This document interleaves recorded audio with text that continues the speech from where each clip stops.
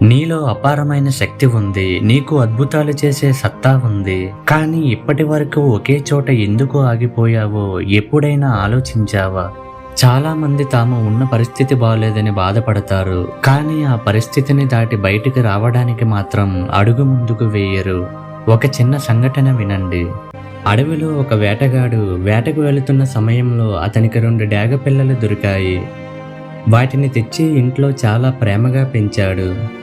కొన్ని నెలల తరువాత ఆ 2 పక్షులు పెద్దవయ్యాయి.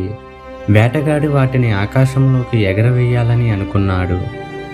మరుసటి రోజు ఆ 2 డేగలను ఆకాశంలోకి ఎగరవేస్తున్న సమయంలో అందులో ఒక డేగ ఒక్కసారిగా రెక్కలు విప్పి ఆకాశంలో చాలా ఎత్తుకి ఎగిరిపోయింది. కానీ ఆ 2 డేగ మాత్రం ఎంత ప్రయత్నించినా కానీ పక్కనే ఉన్న ఒక ఎండిపోయిన కొమ్మ మీద వెళ్ళి కూర్చోవడం తప్ప ఎగరడం లేదు.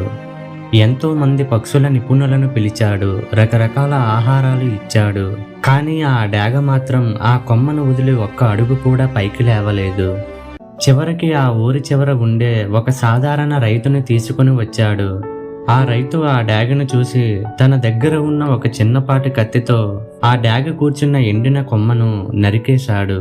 ఆ క్షణంలో ఆ డేగ కూర్చోవడానికి ఆధారం లేక కిందకు పడిపోతూ భయంతో తన రెక్కలను విప్పాల్సి వచ్చింది.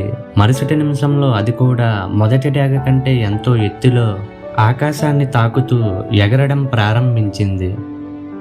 మిత్రమా, నీ జీవితంలో కూడా నువ్వు పట్టుకొని కూర్చున్న ఆ ఎండిపోయిన కొమ్మ ఏంటి?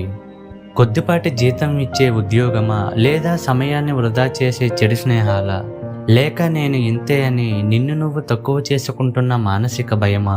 నువ్వు ఆ పాత అలవాట్లను, సుఖాలను వదలనంత వరకు నీ అసలు సామర్థ్యం ఏంటో నీకు కూడా తెలియదు. భయం అనేది కేవలం నీ ఊహ మాత్రమే. ఆ ఊహను దాటి ఒక్క అడుగు ముందుకు వేస్తే ఆకాశమంత అవకాశం నీకోసమే వేచి ఉంది.